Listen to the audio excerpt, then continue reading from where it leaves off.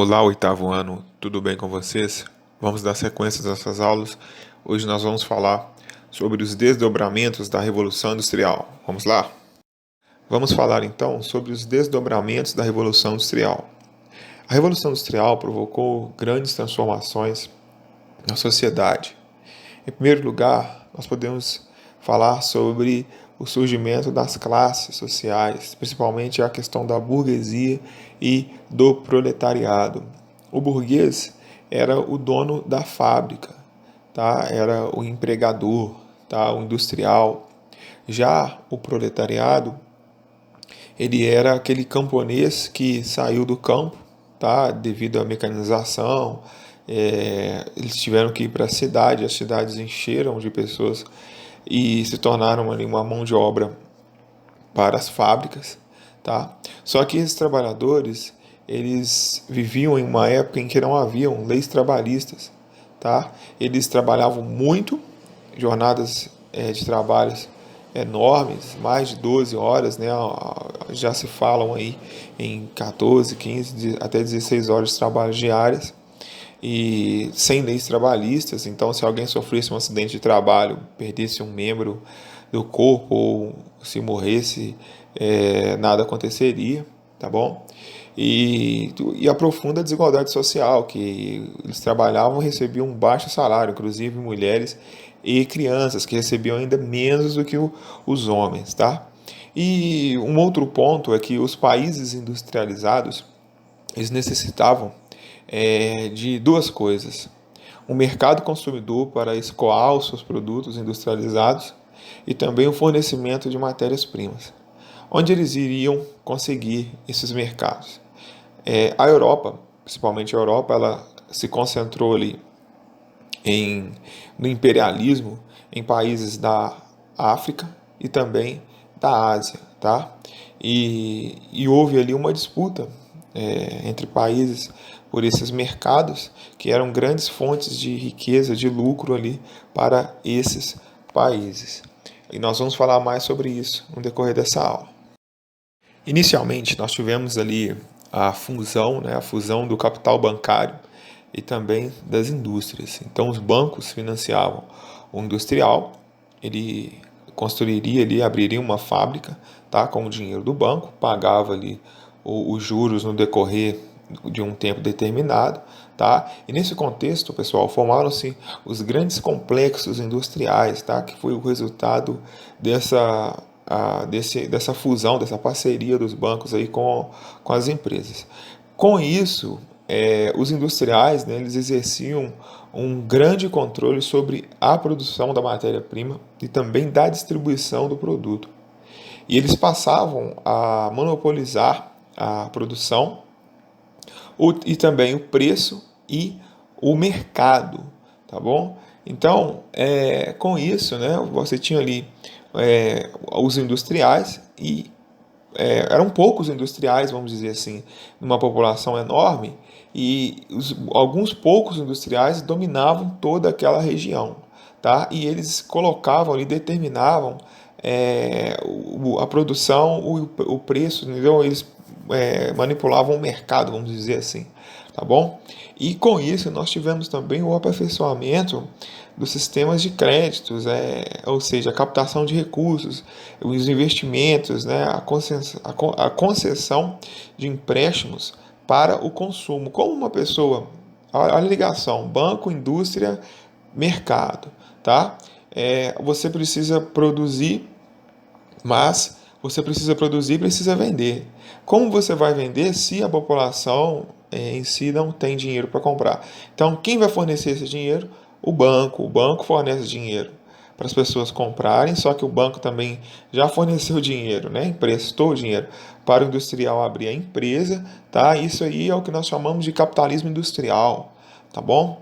Então, assim, o dinheiro, né, vai circulando, vai reproduzindo e assim vai surgindo a concentração de riqueza aí por parte dos industriais, dos bancos, tá? Então, neste contexto, a burguesia ocupou definitivamente aí a posição de classe dominante no lugar da antiga nobreza, tá? E eles determinaram, eles ditaram ali a sociedade com a sua forma de vida.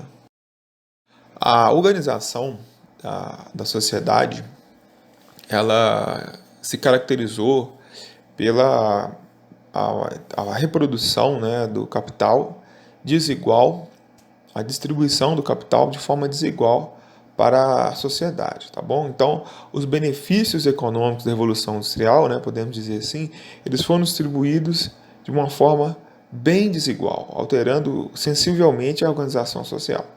De um lado, nós tivemos o êxodo rural, que foi causado ali pelo processo de mecanização dos campos, tá?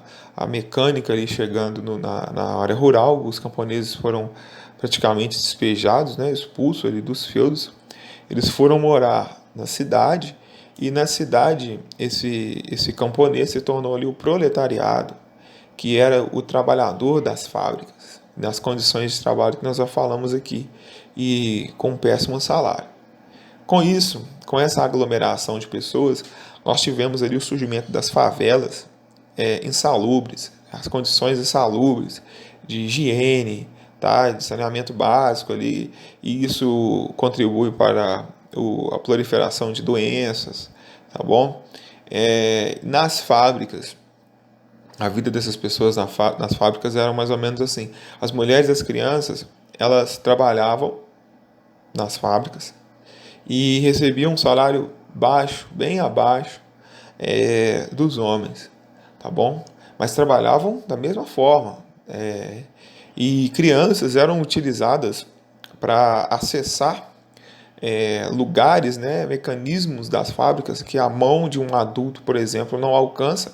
Então eles colocavam ali uma criança pequena para entrar em alguns lugares, tá bom? Para ter um acesso ali a lugares ali dentro da fábrica que um adulto, por exemplo, não consegue.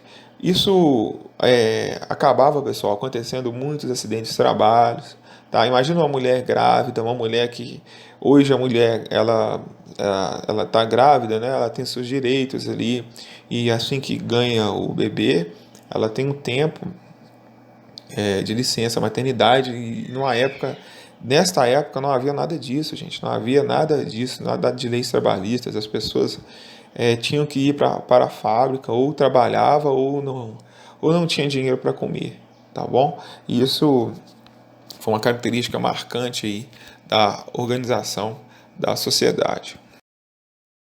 Vamos falar nesse contexto sobre as condições de trabalho e também os movimentos operários, tá? Então, vamos lá. Jornada de trabalho 12 horas ou mais por dia. Condições de trabalho insalubres, tá? Haviam ali o que nós chamamos hoje de segurança do trabalho, tá? Que serve para proteger o trabalhador, enfim. Mas não havia, tá? As máquinas ofereciam riscos de perda de membro e até a morte, como já falei anteriormente, tá? As péssimas condições de moradias também, que nós já falamos, nas periferias, enfim, os baixos salários. Só que isso houve, pessoal, somente no século XIX ali, o surgimento ali dos primeiros movimentos operários. Podemos falar do ludismo e o cartismo. Os ludistas, eles se caracterizavam pela invasão das fábricas, destruindo equipamentos, e também isso era a forma de protesto, tá, dos empregadores, dos trabalhadores, em reação às péssimas condições de trabalho e baixos salários que eles viviam. Então, esses ludistas, eles foram chamados também, né, de uma forma pejorativa, de os quebradores de máquina, tá bom?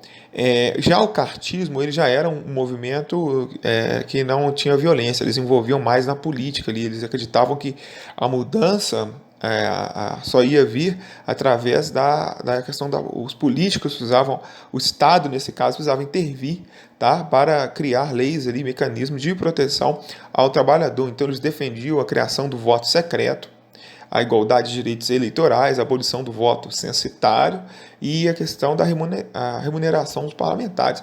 Então eles pensavam que a organização, a vida dos trabalhadores ali, né, só viria através da política. Tá bom? Então, pessoal, essa aí foi a aula falando sobre as condições de trabalho, a desigualdade social gerada pela Revolução Industrial, tá bom? E na próxima aula nós vamos falar sobre a Revolução Americana, tá bom? Qualquer dúvida aí pode me mandar e-mail, né? Eu estou disponível para responder vocês aí, tá bom? Até a próxima aula.